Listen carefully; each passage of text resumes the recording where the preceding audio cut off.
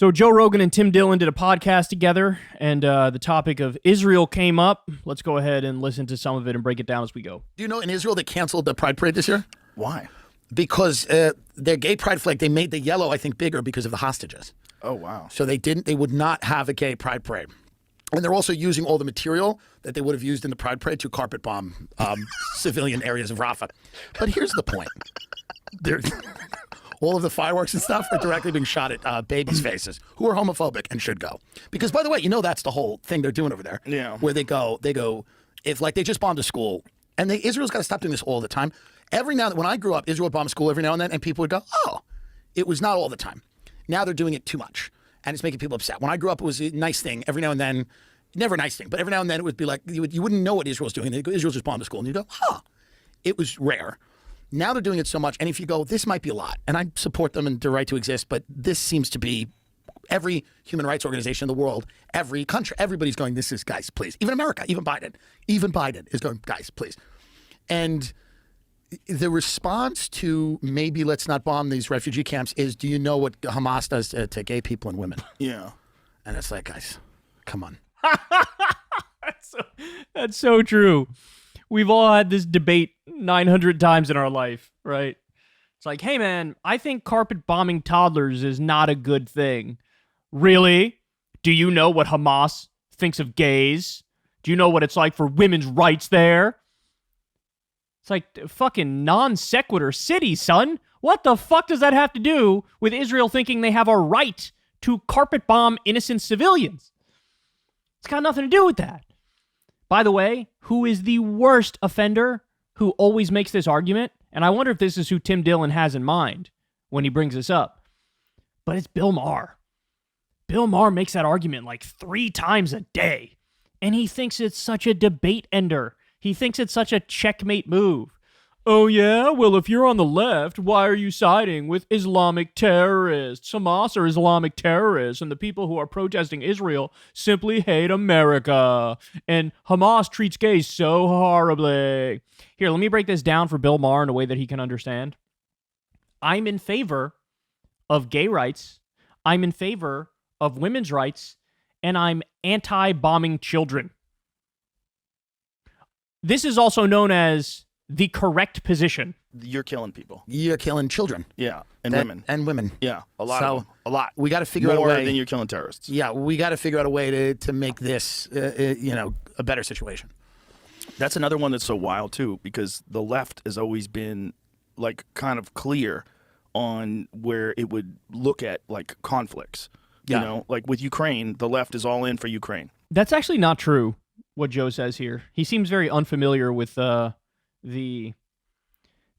left that is so critical of NATO and so critical of U.S. imperialism. Rightly so, by the way. But then some of them take it that extra step to like, oh, Vladimir Putin is actually being defensive here, right?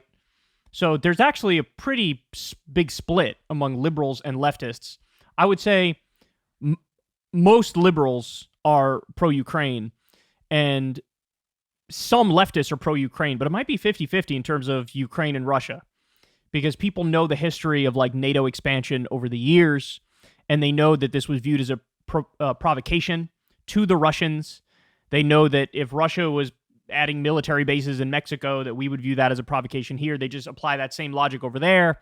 And so there are plenty of leftists who think, like, no, maybe Putin was justified in doing this because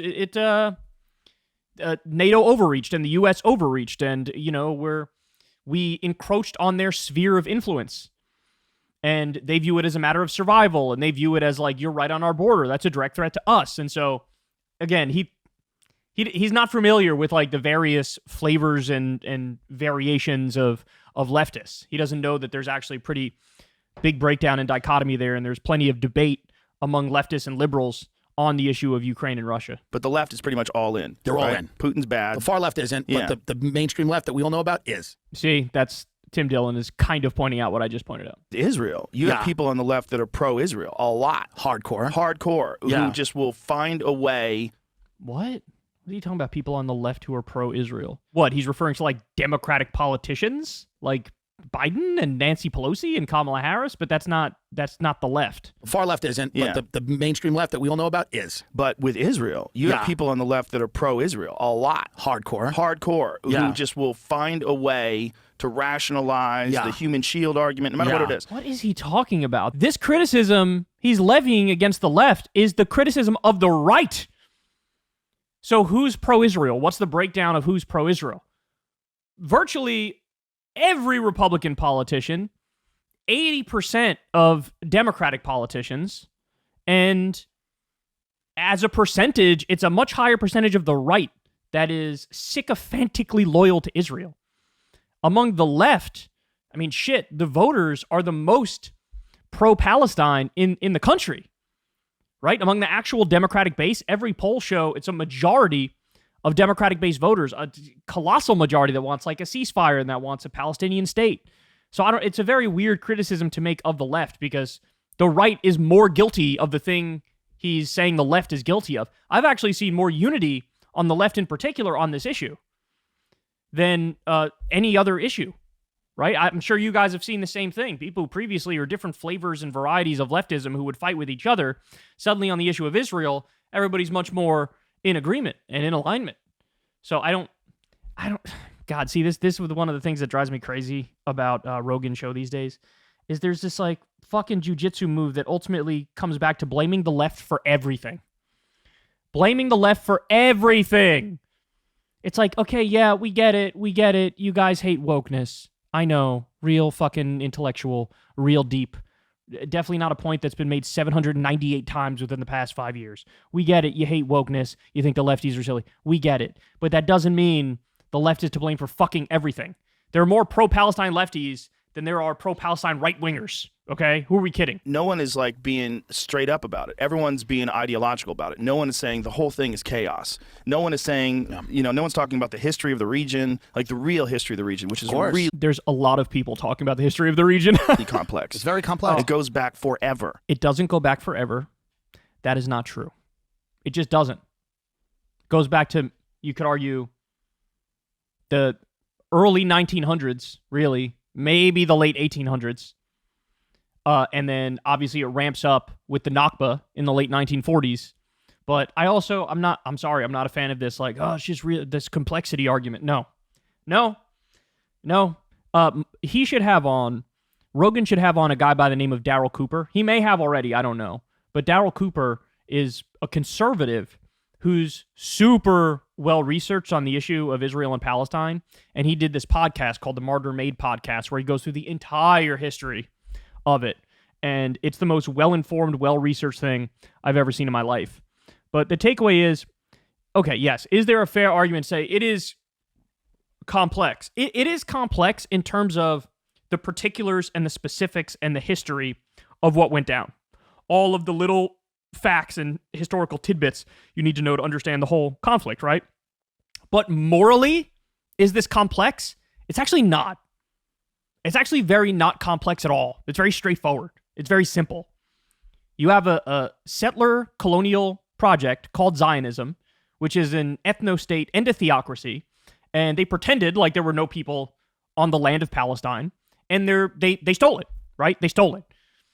You had the UN partition plan in the late 1940s. They got granted a little bit more than a majority of the land, even though they had a minority of the population. And then since then, it's been expansion and expansion and expansion. And here we are today where people in Gaza live in an open-air prison, permanently occupied, no rights at all. And then people in the West Bank have slowly but surely been facing mission creep by Israel, where more of their land is taken and there's more illegal settlements built. And it is an attempt to, in whole or in part, destroy an entire people and take the territory, right? That's what it is. It's a settler colonial project. And this is the end logic of a settler colonial project. It is genocidal. That's what it is. They want all the land. They don't want to have to deal with Palestinians. They don't want to have to bother with Palestinians. They view them as subhuman, right? And as a direct result of that, yes, you have a fierce backlash amongst the native population, because that's what happens when somebody's trying to genocide you, right?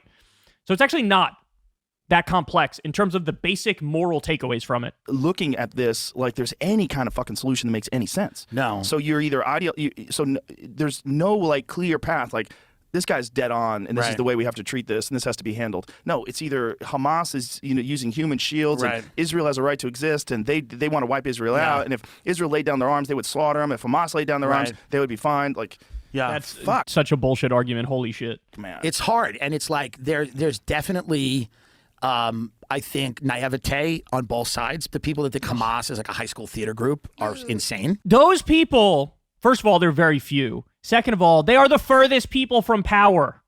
Everybody that has actual power in this country, it's the opposite. Israel is an enlightened little angel that's never done anything wrong, and the IDF is the most moral army in the world. And let's arm them, and let's fund them, and let's watch them carpet bomb babies, and then send them more weapons. That's where all the power, that's where all the money is. So to do this both sides thing of like, well, there's crazies on both sides, bro, that totally overlooks the colossal power asymmetry, which leads to real-world consequences. But the people also that think that you can bomb your way to the peace over there, I don't know. yeah, you're not going to do that. You're not gonna do it. What are they going to do with all those people that survive?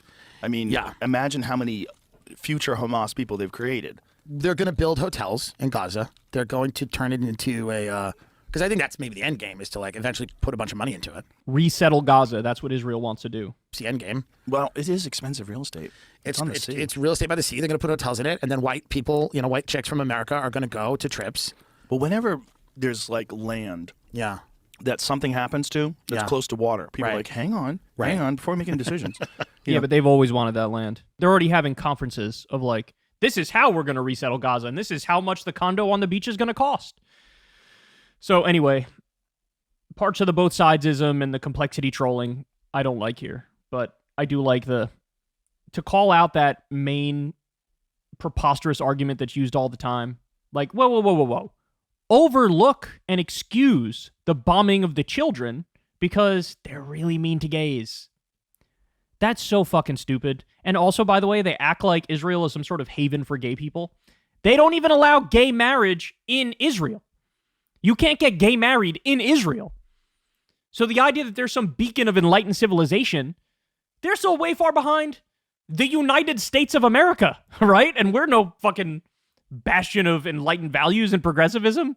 Jesus Christ. Anyway, there you have it. Hey, y'all, do me a favor and like and subscribe. It helps out big time in the algorithm. Click the bell as well for notifications when videos drop, and watch that video on screen right now. You know you want to.